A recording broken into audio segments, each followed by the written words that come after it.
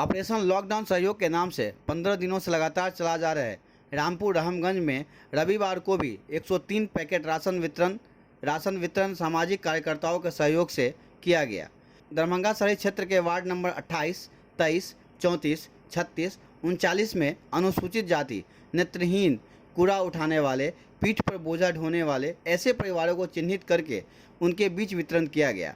अंकुर गुप्ता युवा अध्यक्ष ने कहा कि यह अभियान युवाओं के साथ 14 अप्रैल तक सामाजिक कार्यकर्ताओं के सहयोग से चलाया जाएगा और साथ ही सभी दरभंगा वासियों से अनुरोध भी किया, सभी लोग लॉकडाउन का पालन करें, घरों में रहें, किसी भी प्रकार की ज़रूरत हो तो उसके लिए प्रशासन का सहयोग लें। इसमें उपस्थित पूर्व मंडल अध्यक्ष विकास चौधरी, प्रभु गुप्ता, जीजे ज्वेलर्स मिर्ज़ापुर, WG कुंवर ईट उद्योग,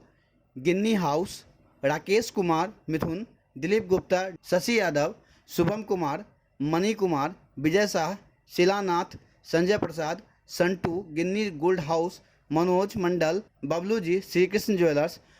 अमर प्रकाश, सत्यम लाइफ केयर हॉस्पिटल आदि मौजूद रहे।